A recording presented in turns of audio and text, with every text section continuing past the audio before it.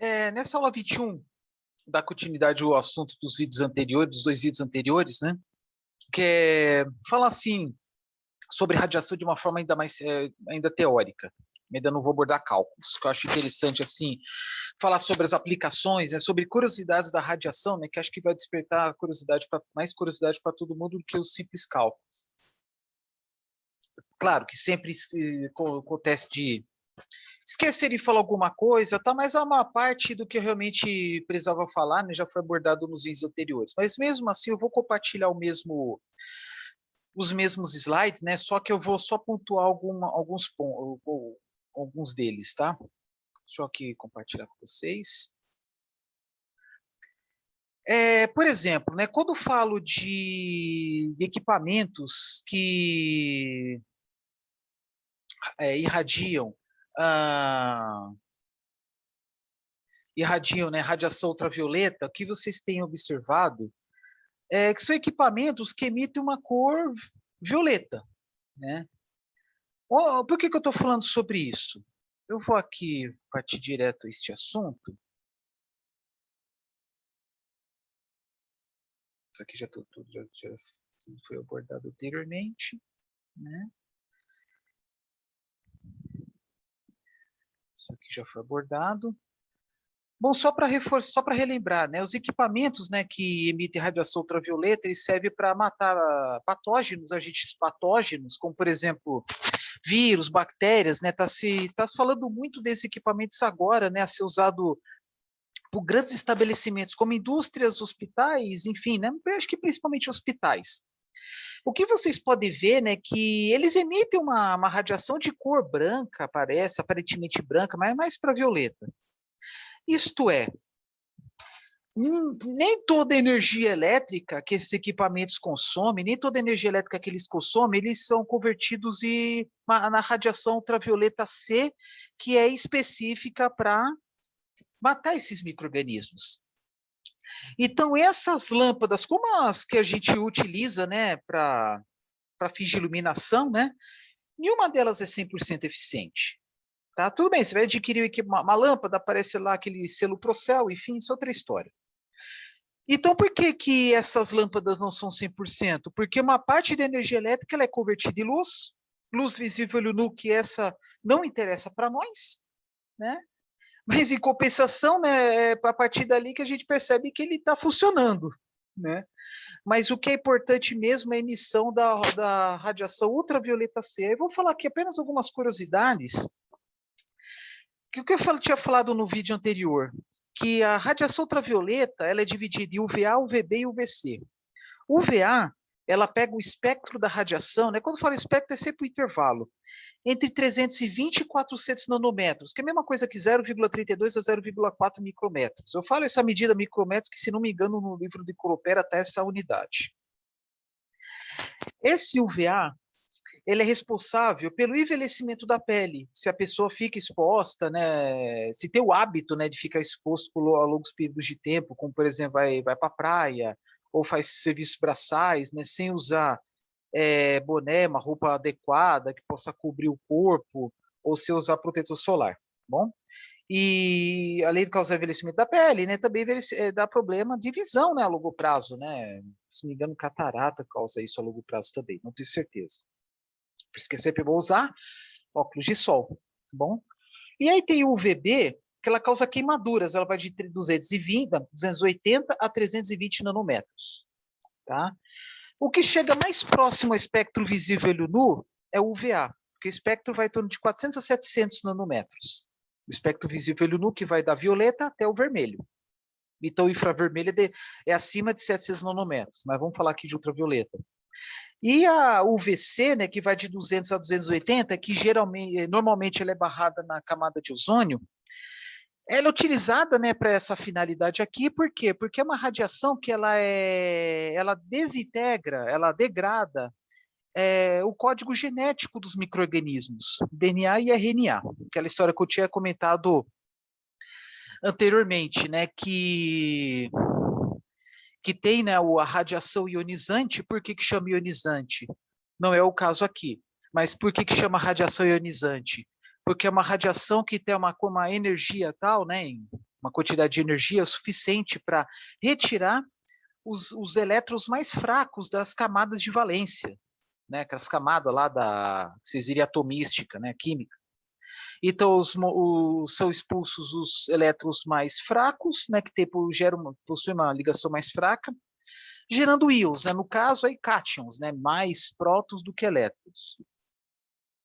E a partir daí, né, há uma desintegração, devido à presença desses íons, né, que são elementos mais instáveis, elas podem se desintegrar de proteínas e tal, né, podendo ocorrer desintegração do DNA e do RNA. Normalmente eles se autorregeneram, mas se a degradação for muito forte, uma potência muito alta, consecutiva às vezes, por longos períodos de tempo, aí ele pode gerar mutações, né, que pode causar um câncer. No caso aí, né, estão falando de uma radiação, né, que a primeira parte do corpo é atingida, no caso é a pele, então pode gerar aí, por exemplo, melanoma.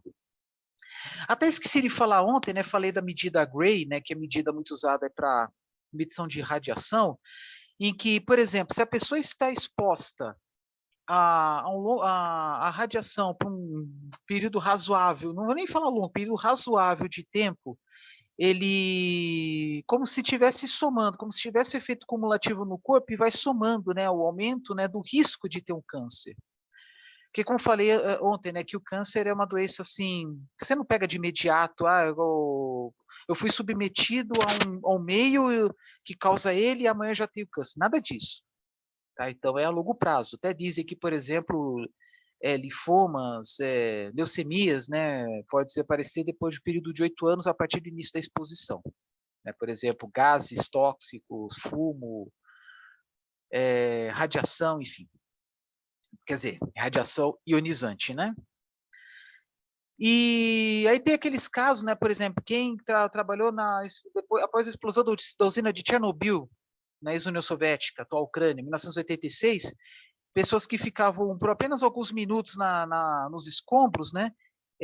Depois de alguns dias morriam por quê? Não por causa do câncer, porque não teve tempo de ter o câncer, por causa de problemas neurológicos, respiratórios e cardíacos, que culminava aí, né, na abreviação da vida da pessoa. Tá bom? Vamos lá. Então, 200 a 280, né, que é a radiação UVC, que é perigosa à saúde, né, tanto que você liga o aparelho, por exemplo, esse aqui nos de cima, né, que estão, você liga o aparelho, você aperta o botão, né, 30 segundos depois liga as lâmpadas, que é o tempo suficiente para a pessoa sair da sala. Tá?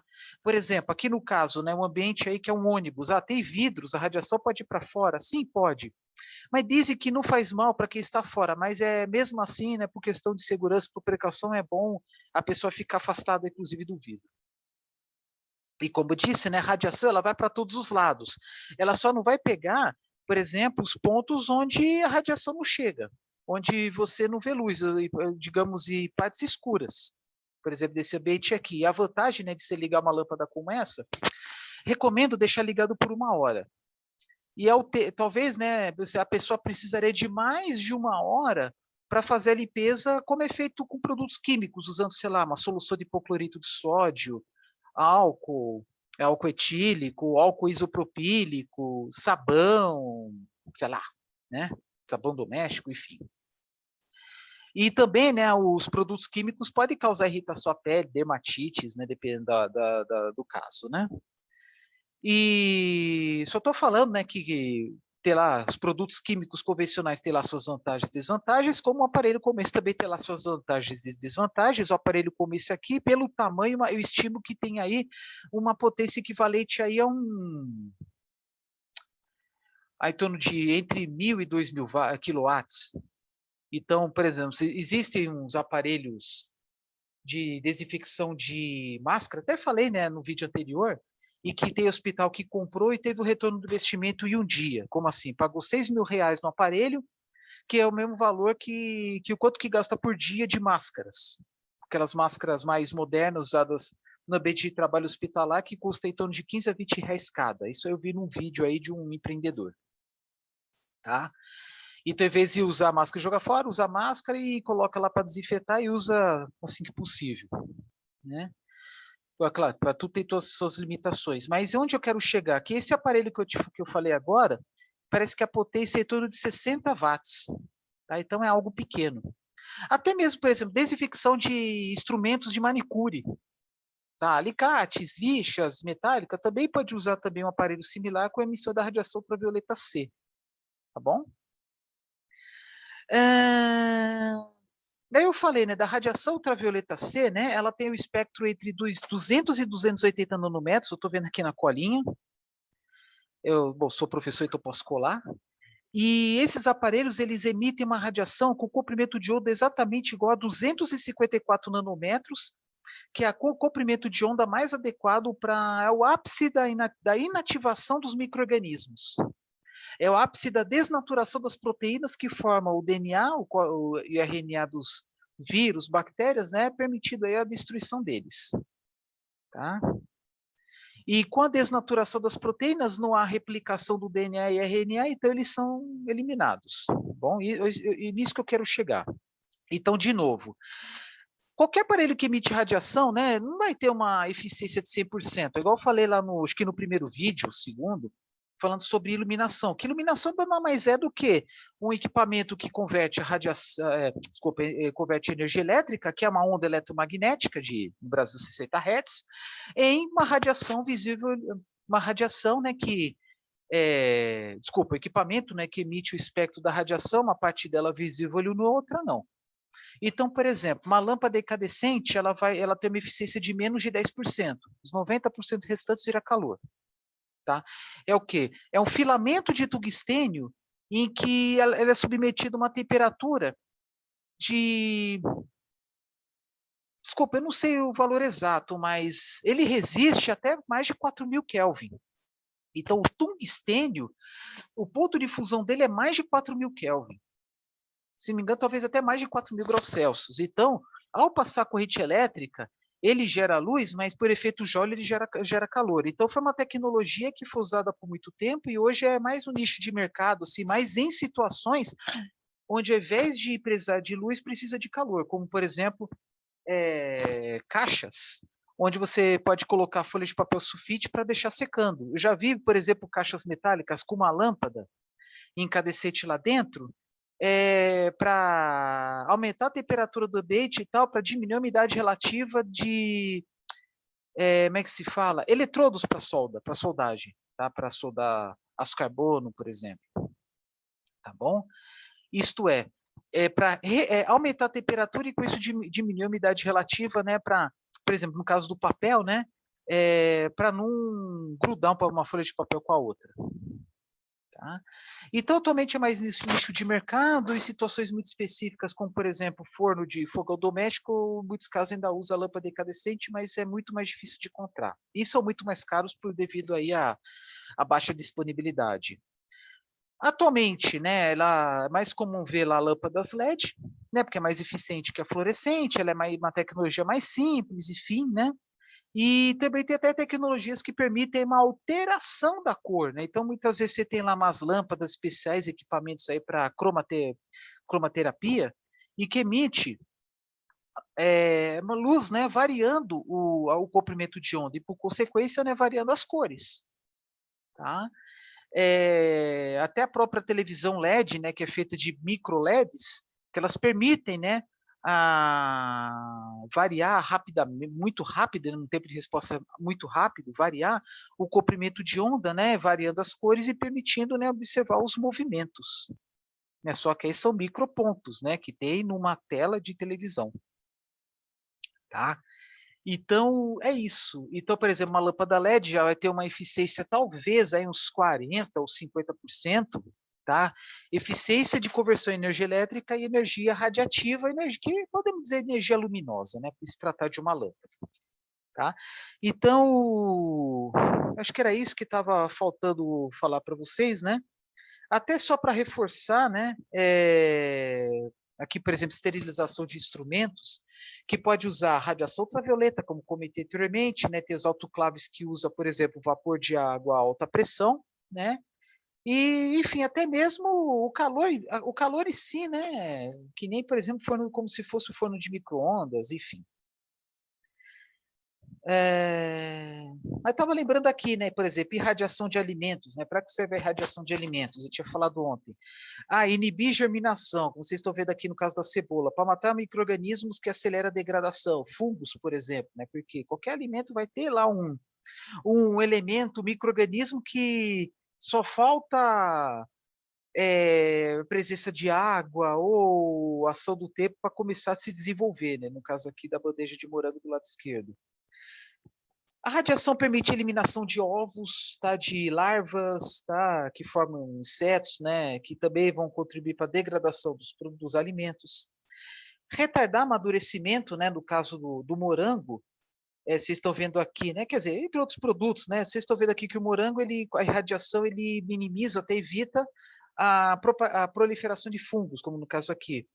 E tendo como consequência aumento do tempo de vida, possibilitando, por exemplo, que produtores lá de Atibaia, por exemplo, interior de São Paulo ou sul de Minas, transportem morango para o norte do Brasil, né? Porque a gente sabe, né, que a distância, né, o tempo gasto, né, para transportar produtos perecíveis, né, Brasil afora é muito alto, o Brasil é grande, enfim, né? As distâncias são longas. Aí tem lá prolongar o tempo de conservação, melhorar a propriedade dos alimentos já depende do caso, né? Porque há indícios aí, dizem que tem situações aí onde a radiação altera o gosto, altera a textura, cor, deixa um produto gorduras mais rançoso, qualidade, como é que se fala, né? Propriedades organolépticas, sensoriais mais, como é que se fala? Menos agradáveis, né? Não sei se é o termo certo, mas enfim, é uma tecnologia que está disponível, tá? Ela ocorre o que? Bobeamento de uma radiação gerada por um isótopo chamado cobalto 60, que gera radiação com seu decaimento, que eu falei para vocês, né? O que seria o que é a radioatividade no caso? A radioatividade, né, é um fenômeno físico, ocorre a geração de radiação em elementos instáveis, tá? Em elementos que não há nenhum estímulo, assim, nenhum estímulo externo. Tá? Mas tem o bombeamento de nêutrons. Ok, tem o bombeamento de nêutrons que converte um elemento e outro, né, que nem que ocorre no processo de fissão nuclear. Mas se eu pegar, por exemplo, o Césio-137, você vai num ambiente totalmente escuro, ele fica brilhando. Mas por que que fica brilhando? Porque lá tem o tempo de minha vida, sei lá quantos anos tem, né, que nesse tempo, como ele é instável, ele gera radiação. Mas por que que usa o Césio-137? Aplicações médicas, tomografia, ressonância magnética, tal, que ele gera uma radiação que, em doses muito pequenas, né, ele atinge o corpo humano, e aí tem equipamentos ultrassensíveis, né, porque é como se fosse um sonar. O que é um sonar? É um equipamento que tem embarcações, que emite uma onda sonora que do barco até o fundo do mar, o fundo do rio, né, o leito d'água, né, bate e volta. Então, por exemplo, né, desculpa, eu não sei de cabeça se é a velocidade do som na água, mas se fosse, por exemplo, uma pessoa num vale, tá? Quando falo vale, né? Uma descida, depois uma subida, e do outro lado tem uma montanha. Se a distância entre a pessoa e o outro lado do vale é de em torno de 340 metros, então a pessoa vai falar alguma coisa, ele vai ouvir depois de 2 segundos. Por quê? Porque a velocidade do som é mais ou menos isso, 340 metros por segundo. Mais ou menos isso. No ar, né? Por exemplo, em materiais ferrosos é 10 vezes mais que isso. Então, você grita, 1 segundo chega no outro lado do vale. E volta, vai e volta. Então percorreu o dobro, por isso que chega no seu ouvido 2 segundos depois. Por exemplo, caças, né, ou qualquer veículo que é supersônico, que isto é, que viaja acima da velocidade do som. A gente ouve uma mistura de sons, né, que uma mistura de sons, não é por quê? Porque as ondas sonoras vão batendo umas às outras, né, como se fosse uma detonação, né? Detonação é uma explosão supersônica, né? Para quem já teve aula de combustão sabe que tem a deflagração, que é uma combustão subsônica, e detonação, que é uma combustão supersônica. Tá? Deflagração, detonação. Deflagração, combustão subsônica, detonação, combustão supersônica. Então, aqui uma soma, né, soma, né, das ondas sonoras, né, formando um ruído bastante desagradável, né? Mas, enfim, eu estou falando isso também, som é onda eletromagnética, tá? Então, né, o que seria, né, faltou falar, né, o que é uma radiação eletromagnética? São oscilações do campo magnético presentes no nosso planeta. Como disse, né, qualquer corpo emite radiação. A nossa pele, um aparelho de som, Césio 137, cobalto 60 e assim por diante, né? Só uma curiosidade. Há casos aí de morte de pessoas que foram envenenadas com, desculpe o número, não lembro o número, acho que é polônio 210, né, que é um dos venenos mais mortais que existe, tá? Um isótopo de polônio. Mas, geralmente, quanto menor o tempo de minha vida, maior a radioatividade. Não estou dizendo que é mais tóxico, mas maior a radioatividade. Quanto menor o tempo de minha vida. Minha vida é um tempo, uma faixa muito longa, que vai de frações de segundos até milhares de anos. Enfim, tá, falei demais. Aqui o efeito Cherenkov, que eu falei para vocês, né, que pode inclusive emitir radiação responsável pela luz, né, uma velocidade acima da velocidade da luz que nós conhecemos, 300 mil quilômetros por segundo. Então, um fenômeno estudado bem mais recentemente do que o cientista que descobriu lá os famosos 300 mil quilômetros por segundo. Tá?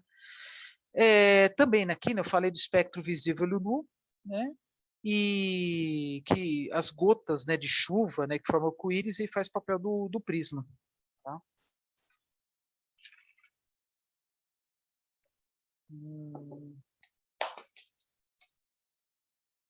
Pensando aqui o que tem mais assim para falar para vocês.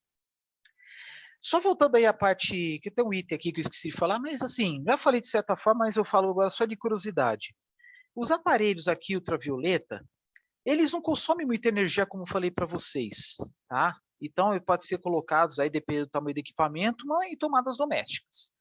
E a quantidade de, assim, digamos, né, a energia radioativa UVC necessário para matar micro-organismos, eu estou vendo aqui na colinha, 22 milijoules por centímetro quadrado, 0,022 joules por centímetro quadrado, uma unidade muito pequena. Da mesma forma que vocês estão vendo aqui, mas em compensação os efeitos, né, decorrente à exposição. Uma pessoa, por exemplo, exposta aí a 100 microwatts por centímetro quadrado, que é a mesma coisa que 0,1 miliwatts por centímetro quadrado, ele tem que ficar no ambiente apenas 1 minuto. Então, assim, a energia emitida pela radiação, a grande maioria dos casos é extremamente pequena. Mas dependendo da radiação, mesmo a potência muito baixa, ela pode ser nociva à saúde. É igual o que eu falei, né, dos operadores de aparelhos de raio-x, né, ou da radiologia industrial, e que, tem lá, ganho, né, adicional de insalubridade, e não podem trabalhar com os equipamentos por 40 horas, 40 horas por semana. É bem menos. Tá? Bom, vamos lá. Sobre os slides, é isso. Eu vou falar não muito tempo, acho que só uns 20 minutos, sobre os materiais, sobre o conteúdo lá do livro de Cropera. Desculpa, eu não vou conseguir compartilhar os livros da biblioteca, os livros virtuais, tá? Por um problema técnico. Então, eu vou compartilhar direto do PDF de um livro que eu tenho, em PDF, tá? Então, vou deixar de compartilhar isso aqui. Aí posso perguntar na prova, né? Perguntas teóricas, né? Qual é a relação entre a radiação e a Covid-19? Qual é a relação entre a radiação e a higienização? Aí, ó, aplicação da radiação ultravioleta, né? Antes de mostrar o livro de Cropera, né? Também nós podemos medir, digamos, a eficiência de equipamentos como esse aqui, radiação gama, né? Porque eles consomem energia elétrica e uma parte dessa energia elétrica é convertida em radiação gama. Claro que por efeito Joule, uma parte é convertida em calor, outros espectros que não são necessários para essa aplicação. Tá? Mesma coisa aqui, ultravioleta. A gente vê uma luz aí branca tendendo a violeta, né? Mas certamente também tem radiações que a gente não vê além do próprio UVC. Tá?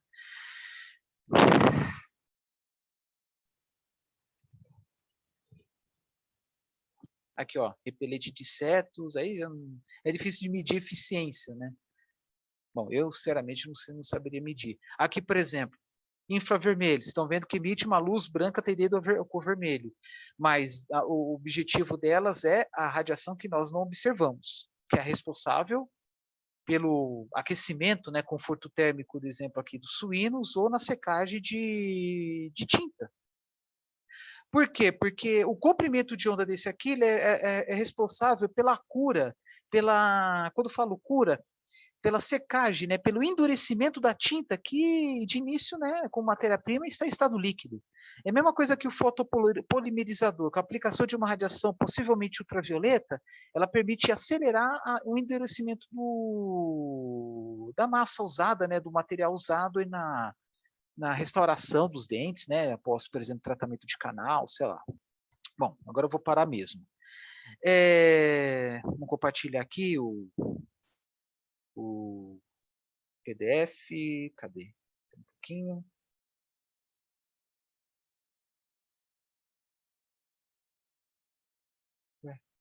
Tá aqui. Vamos lá.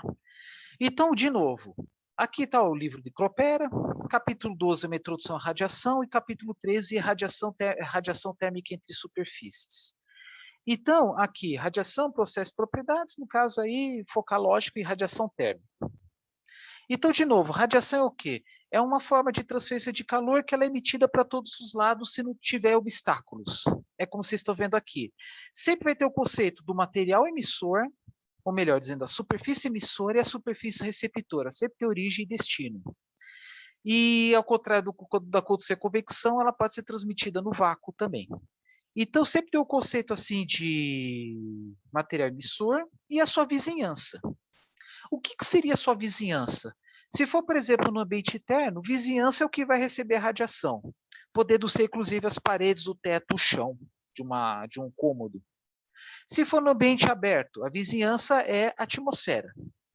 Então, por exemplo, vamos supor lá que tem uma chapa metálica muito quente que emite radiação. A vizinhança seria a temperatura ambiente, a atmosfera. Tá? Assim, às vezes é meio difícil de imaginar, né? Mas na hora de fazer os cálculos fica muito mais fácil. Às vezes a gente pensa demais, né? Depois você vê os exercícios resolvidos para ter como referência, ver que as coisas não são tão difíceis assim, tá? Então tem sempre o conceito de temperatura da vizinhança, temperatura da superfície, enfim, né? E a emissão da radiação, né? Como ela vai para todos os lados, ela forma como se fosse uma esfera. Isto ela emite radiação para todos os lados ao mesmo tempo e tal, né? Então, digamos, vamos pensar numa superfície imaginária que é uma esfera, que ela envolve, que ela está ao redor de uma partícula que emite essa radiação. Por que eu estou falando tanto de esfera, né? Porque para fins de cálculo, né, tem o ângulo θ e o ângulo φ, que eu falei no primeiro vídeo. O ângulo θ, você traçar uma linha totalmente na vertical, perpendicular à superfície, π igual a zero. De um lado, por exemplo, você vai movimentar, né, até π igual a 90 graus de um lado, π igual a 90 graus do outro. Mas para fins de cálculo, os limites de integração é 0 a 90 graus, né, ou 0 a π sobre 2.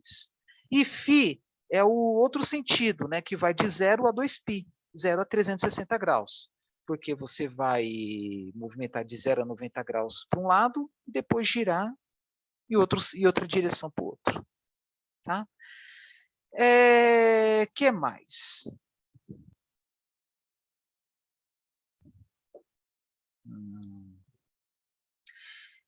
Tomar muito cuidado, né? Vou falar de novo. Tomar muito cuidado, coloquei algumas figuras sobre o espectro da radiação, porque tem alguns espectros que aparecem lá, a diferença entre eles, o comprimento de onda ou também a frequência, claro, né? Que um é inverso do outro. Tá? Tomando sempre como referência a velocidade igual a 300 mil km por segundo. Tal como está aqui, 2,998 vezes 10 a oitava metros por segundo. Bom, aqui o espectro os diversos espectros, né? Aqui comprimento de onda, que eu falei. Aqui no livro de Cropera está em micrômetro, tá? Nas apresentações, na grande maioria dos materiais que eu peguei na internet, está em nanômetros. Toma muito cuidado com isso. Então, é o seguinte, de 400 a 700 nanômetros, ou de 0,4 a 0,7 micrômetros, é o espectro visível nu. A radiação térmica, que vocês estão vendo que vai de 10 elevado a menos 1 a 10 elevado a 2, né? Que no caso seria 0,1 a 100 micrômetros, que é um espectro muito maior. Se for pensar no espectro da radiação solar, justamente o ponto onde há maior potência térmica radioativa, né, maior potência, é justamente a região do espectro visível nu, que é igual, eu tinha até mostrado isso nos vídeos anteriores, mostrando as curvas, né, as curvas que tem o formato de curva de Gauss, que eu vou mostrar daqui a pouco de novo. Então, o espectro da radiação térmica vai de 0,1 a 100 micrômetros, né, o que dá aí de 100 a 100 mil. Isso, de 100 a 100 mil nanômetros. Isto é, uma faixa maior.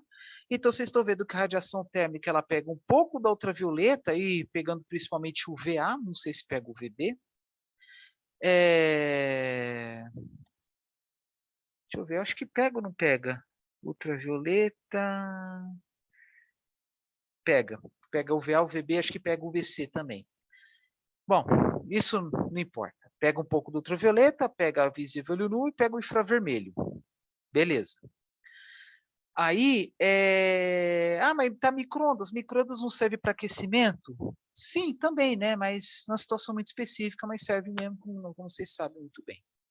Aqui aparece umas distribuições aqui, exemplo, distribuição espectral. O que é isso? É distribuição da radiação de acordo com o espectro, comprimento de onda, tá? Então, vocês estão vendo aí que a emissão da radiação, da radiação, neste exemplo, varia com o comprimento de onda. Tá? E que um determinado comprimento de onda pode ser mais forte ou pode ser mais fraco. E aqui, distribuição direcional, que aqui vocês estão vendo, e que pode haver uma variação de acordo com o seu ângulo. Estão vendo aqui que a minha emissão máxima no π igual a 0 e mínima no π igual a 90. Por diversos motivos. Um exemplo bem interessante são os monitores de caixas eletrônicos. Eles foram feitos, os monitores, as telas dos caixas eletrônicos, eles foram feitos de uma forma em que quem está na frente, né, falei pi, não sei o que falei, mas no θ igual a 0 grau, isto é, os olhos perpendicular à tela, consegue ver muito bem. Mas quem está do lado não consegue ver, por questão de segurança. Então, a partir de um certo ângulo, sei lá, 45, 50 graus, você não consegue ver o que está na tela. Tá? Agora, vamos falar sobre a intensidade da radiação. Como eu falei, a radiação é emitida para todos os lados. Tá? Eixo X, eixo Y, eixo Z.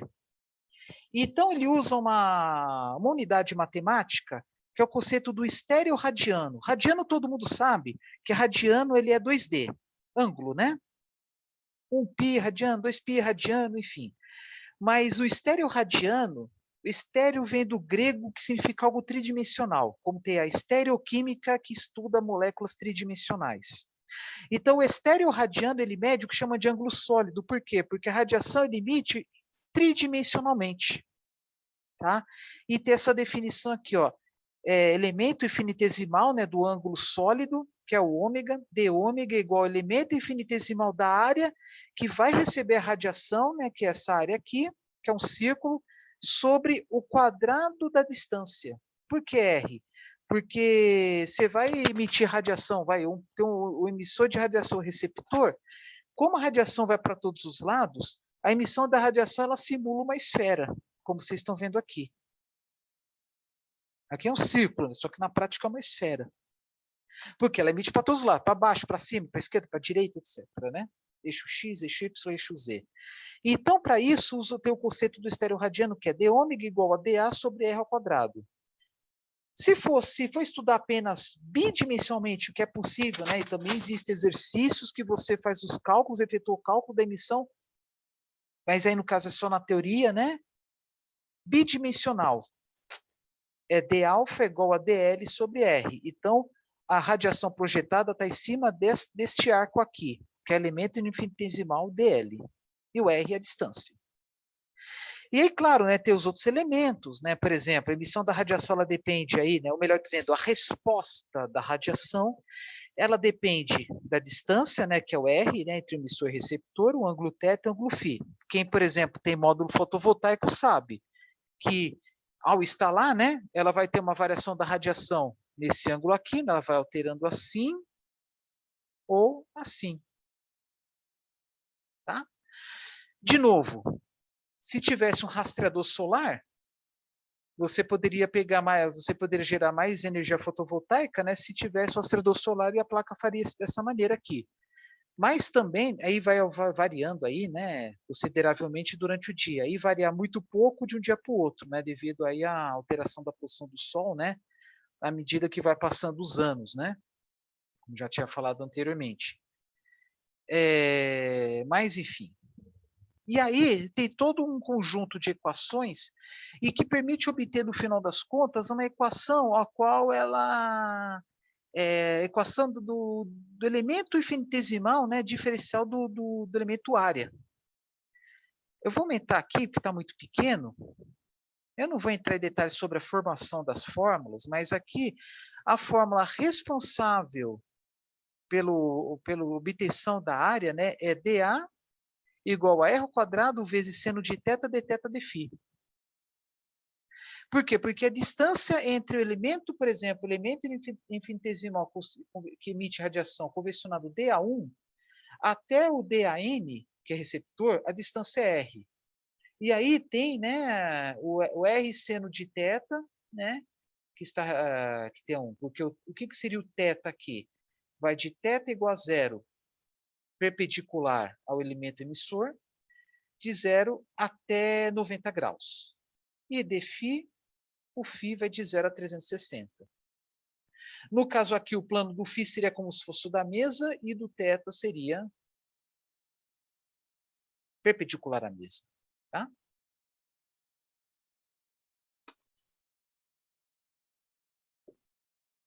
Ainda vocês não vão usar essa forma, vocês vão usar algo mais elaborado. Né? Mas esse é só para mostrar para vocês os efeitos. Né? Então a variação dos ângulos... É porque é o seguinte, por exemplo, uma tela de televisão, tubo catódico daquelas bem antigas, ou uma tela de caixa eletrônico, de banco, né? Como falei para vocês. Ele foi projetado para quê? Para que a partir de um certo ângulo, quem está do lado não consegue ver, porque são de segurança. Então, o que acontece? Quem está rente, assim, perpendicular à tela, a pessoa vai conseguir ver melhor. E vou dizer uma coisa para vocês, eu tenho 41 anos, boa parte da minha vida eu assisti televisão em TV de tubo catódico. Né? Para quem não sabe, eu já fui míope. Aí lá para os meus 32, 33 anos, eu passei por uma cirurgia de correção de miopia, até então nunca mais usei óculos. Quando que eu descobri, quando meus pais descobriram que eu tinha que usar óculos? Quando eu estava vendo TV muito perto. Não conseguia ver, né? Porque miopia, um dos problemas da miopia é a dificuldade de ver de longe. Então eu via muito perto. Claro que eu levava bronca dos meus pais, mas não tinha como. Eu ficava muito perto. Então, quando você está perto, os olhos recebem mais radiação. Tá? Por quê? Falo de novo, que a radiação ela vai para todos os lados. Mas a tela é plana. Não importa, a tela é plana, mas a radiação não vai apenas perpendicular à tela, ela vai para todos os lados na medida do possível. Tanto que, da mesma forma que as telas dos caixas eletrônicos, como as telas das TVs, alguns televisores você tinha uma certa dificuldade para ver quem estava na lateral. Tá? Mas é mais por restrição tecnológica. Caso de caixa eletrônica é proposital. Então, assim, quem que recebia mais radiação? A pessoa que estava mais perto e a pessoa que estava mais perpendicular. Agora, quem estava mais distante ou estava mais na lateral, formando um ângulo, não recebia tanta radiação. Como é que eu sei que um corpo, uma pessoa, sei lá, recebe mais radiação à medida que está mais próximo ao emissor? É só comparar, por exemplo, os planetas do sistema solar. Quais são os planetas cuja temperatura da atmosfera são as maiores? Vênus e Mercúrio. Qual que é o mais próximo? Mercúrio. Mas por diversos motivos, que eu não vou explicar aqui, né, não faz sentido, questão de composição da atmosfera, Vênus é mais quente que Mercúrio, por aquilo que possa parecer. Mas que comparação que eu posso fazer? Por que Mercúrio é mais quente que Netuno, por exemplo? Porque o Mercúrio está muito mais perto do Sol do que Netuno. Inclusive, já apliquei prova mostrando isso. Independente lá de composição da atmosfera, nada disso, mas fazer um cálculo onde você estima a temperatura da superfície de um planeta baseado na distância do Sol. Isto é, quanto mais próximo ao Sol, mais quente é uma superfície. Por quê? Porque ela recebe mais radiação. Porque o Sol ele emite radiação para todos os lados. Tá? Para todos os lados. Então, assim, à medida que a radiação vai se afastando do Sol, ela fica, digamos, menos concentrada. Gente, é só imaginar aqueles desenhos, o desenho do Sol de criança. O que é o desenho infantil de Sol? É um círculo com vários traços. E esses traços estão mais próximos quando está mais próximo do círculo que representa o Sol, que é desenho típico de criança. Isto é, você pega uma bolinha e faz vários traços radiais. O Mercúrio, o planeta Mercúrio, Vênus, estaria tão próximo ao Sol, esse círculo, que estaria numa região onde há vários traços muito próximos entre si. Ao passo que Netuno estaria num lugar mais afastado, onde os traços estão mais distantes. Então, a distância dos traços ela representa uma menor concentração, podemos dizer assim, né? Uma forma macarrônica, uma menor distância, desculpa, maior afastamento, né, maior distância das linhas, né, representa o quê? Uma radiação menos concentrada, e por consequência, mais frio, se for pensar aí apenas como radiação, como forma de transferência de calor. Então, quanto mais próximo, mais radiação recebe, e também tem a questão dos ângulos θ e φ, que eu já falei. Né? Então, é possível calcular a potência radiativa total, né, que vocês vão ver nos exercícios resolvidos aí, watts por metro quadrado, ou simplesmente watts, né, potência por área, em forma de integrais. Tá? Eu já vou direto ao assunto. Vou colocar aqui, ó, integral tripla. Fiquem tranquilos, tá? Porque isso aí, gente, é a única integral que tem, né, que é o quê? O elemento, uma constante que é si, que é a intensidade, cosseno de θ, seno de θ, dθ, dφ, d lambda. Então, aqui é primeiro, tem a integral. O que é a integral de d lambda? Lambda. Qual é o espectro? Qual o tamanho do espectro? Vai de zero a infinito. Ou melhor dizendo, o intervalo, né, os limites de integração, zero a infinito. Do θ, como falei antes, 0 a 2π. Não, vou falar de novo. Do lambda, comprimento de onda, de 0 a infinito. Do φ, de 0 a 2π. Do θ, de 0 a π sobre 2. Tá? Uma coisa muito importante, vocês estão vendo aqui na minha integral tripla, em que ela depende do ângulo θ, do ângulo φ e do lambda. O ângulo θ e o ângulo φ é responsável lá pela formação da área, né, da área, né, que recebe radiação, né, medida em estéreo, o ângulo tem o conceito de ângulo sólido cuja medida é estéreo radiano. E o lambda, né, comprimento de onda, micrômetro, nanômetro, que seja. Só que é o seguinte, você pode calcular, né, o E, né, que até chama aqui, poder emissivo hemisférico total, que vai dar unidade de watts por metro quadrado. Da mesma forma que você pode calcular uma potência, o poder espectral. A potência espectral. O que seria espectral? É como você está vendo aqui. Ele é a potência em um determinado comprimento de onda. Aí vai ser watts por metro quadrado, micrômetro. Eu acabei pulando aqui, mas não tem problema. Vou mostrar para vocês aqui. Aqui, ó. Poder emissivo hemisférico espectral, watts, metro quadrado, micrômetro, que é a potência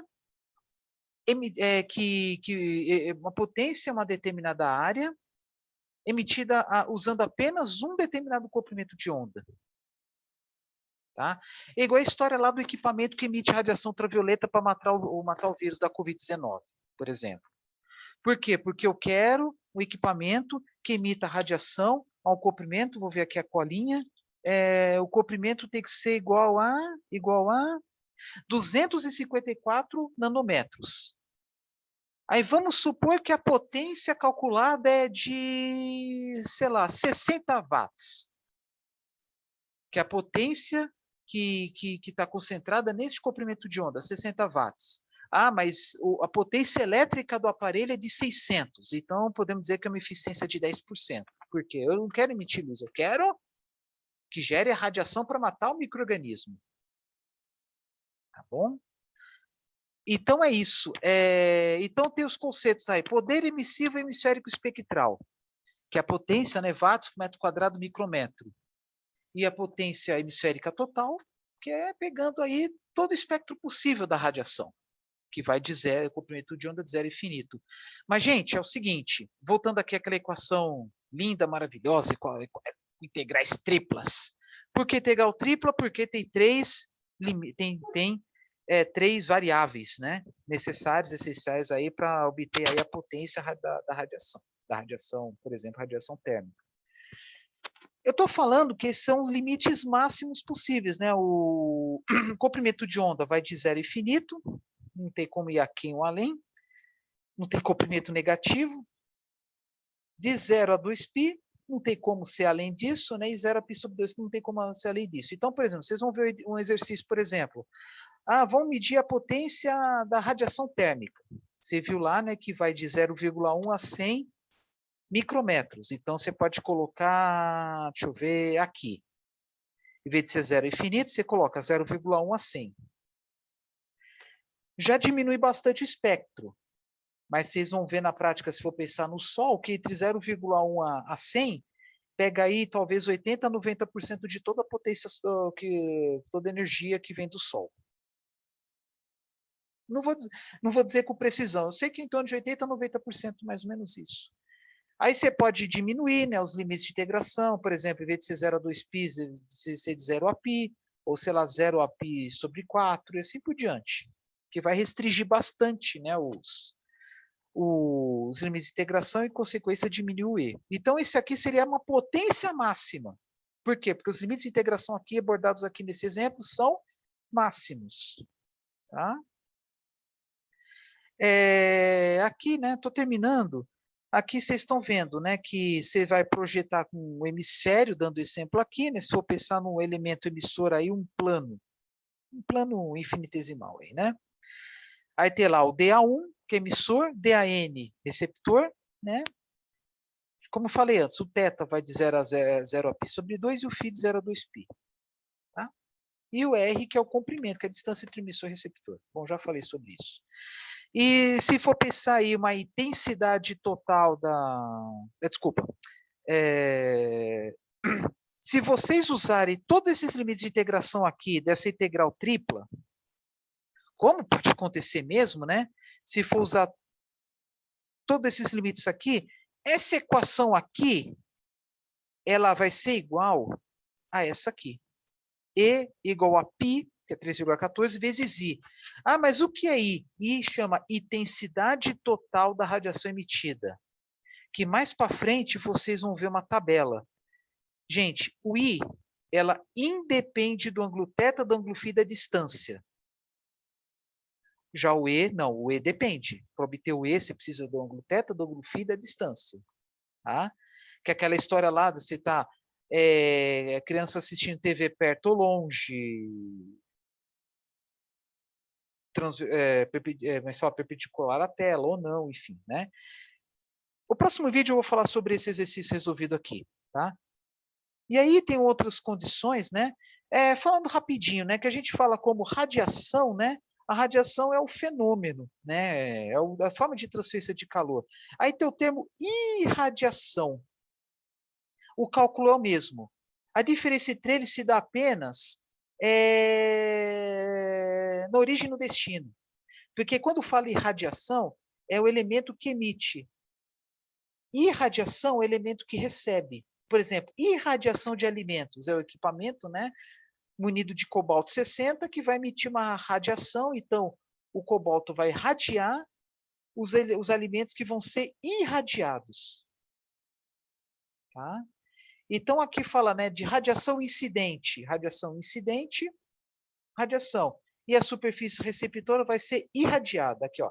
A intensidade da radiação incidente pode ser relacionada por importante fluxo radiante conhecido como irradiação. Tá? É como vocês estão vendo aqui no desenho. Nesse caso da irradiação, a superfície, em vez de mandar, está recebendo. Mas a forma de cálculo é a mesma. tá? No caso da radiação incidente é um E maiúsculo, e daí radiação convencionou usar o G. Então, o cálculo é o mesmo. Tá? Aí tem aqui radiosidade, mesmo cálculo também, letra J. O que é radiosidade? A soma da emissão com a porção refletida, porque, ó, vocês estão vendo, irradiação está chegando na superfície, irradiação chega. Uma parte é refletida, reflexão mais emissão, radiosidade. Aí tem outros elementos que eu vou falar daqui, que eu vou falar mais para frente, né? Que além da emissão, tem a reflexão, tem a transmissão e tem a absorção. Então, uma parte dessa irradiação, ela pode ser transmitida, no caso de materiais transparentes, até mesmo materiais translúcidos, né? Opaco, transmissividade, o transmissão é igual a zero, uma parte absorvida, tá? Então, que está até aqui mais para frente, tá? Aí fala, apareceu o corpo negro, no próximo vídeo eu vou falar sobre corpo negro também. Tá? Aqui, ó, absorção, reflexão e transmissão.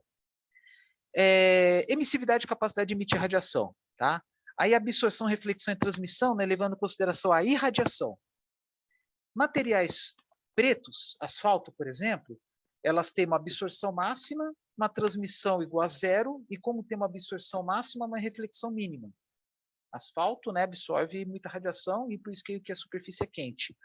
Ao contrário de superfícies brancas, em que a transmissão também é igual a zero, porque estou falando de materiais opacos, como uma parede pintada de branco, só que a absorção é menor e a reflexão é maior. Tá? Por isso que lá na Grécia pintam muitas casas de preto, as ilhas gregas. Além de ter muita cal, em Portugal também, né, além de ter muita cal, é mais para conforto térmico. Em materiais transparentes, absorve um pouco de radiação, também refletem um pouco e, dependendo do material, né, transmitem. Se for, por exemplo, vidro doméstico, bem transparente, provavelmente a transmissão vai ser muito maior que a absorção e reflexão. Onde eu quero chegar? Os três, como também emissão, né, são valores que vai de 0 a 1. Então, por exemplo, o asfalto tem uma absorção de 0,9, 90%. Uma superfície branca, sei lá, uma reflexão, sei lá, 0,7, 0,8, valor bem alto, isto é, absorção mínima. Então, sempre são fatores que, somando os três, vai dar igual a 1. Se uma superfície tem uma absorção máxima, vai ter uma reflexão mínima. Sempre não vai ter o melhor de todos. Se um é forte, o outro vai ser bem fraco. Essa é a realidade. Tá? Então, o fator de absorção mais reflexão mais transmissão vai ser igual a 1. Então, pode ser uma absorção 0,9, reflexão 0,1, transmissão igual a 0. Asfalto. Se for um vidro doméstico, para-brisa, né, que tem que ter uma transmissão visível no máximo. Absorção muito pequena, vamos supor 0,1, reflexão baixa, sei lá, 0,2, e transmissão 0,7 restantes, para dar igual a 0,1. Igual, por exemplo, personagem de RPG. Sempre lá tem os seus pontos fracos e os pontos fortes. O asfalto, ponto forte, absorção. Ponto fracos, demais. Bom? Vidro, absorção, reflexão, pontos fracos, transmissão, ponto forte. Mais para frente eu vou reforçar isso aí de uma outra forma, mas os cálculos vou deixar para o próximo vídeo, tá? Vou parar por aqui, tá? E até o próximo.